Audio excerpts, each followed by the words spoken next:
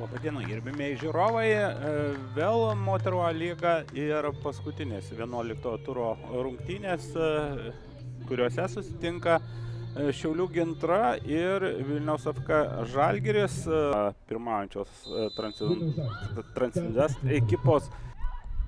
41 numeris, viena iš atakuojančių Gintros futbolininkių. Tuoj pažiūrėsime, kuo baigsis šitą ataką, o baigėsi jinai.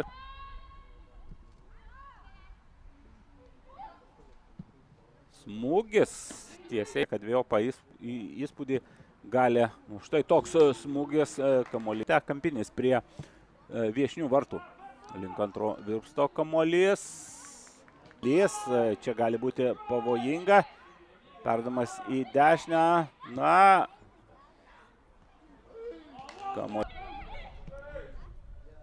Čia geras perdavimas, akivaizdžiai greitesnė Gintros puolė ir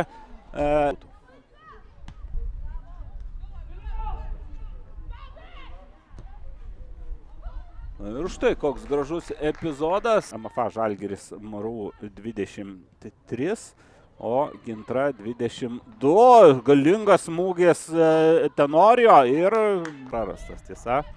Vilnietė su kamuoliu buvo neilgai ir dabar jau Kalis. Perdavimas į baudos aikštelę. Smūgis, skersinis, dar vienas smūgis. Pagaliau kamuolys vartuose. Na, galima sakyti, kad sėkmė nusišypsojo Gintros, ką nuveikti ir atakų.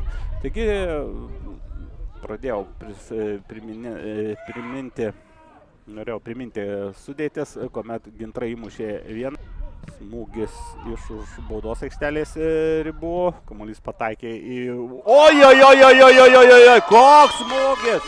Kaip iš patrankos šauna. Įvykiai nebūtume matę, na, tiesiog įspūdingo šedevro. Čia dar vienas nemažiau gražesnis įvartis.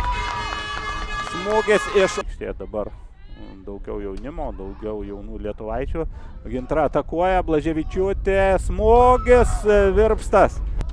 Prieš Hegelmanus ir ten buvo irgi epizodas pirmam kėlinyje, kuomet buvo Transinvesto lyderės smūgio kamuolys atsitrenkė. Puikiai sužaidė tiek Lauras Kanadatas, tiek Justina Blaževičiūtė, o Ugnė Šmitaitė neprideda nei vienos minutės.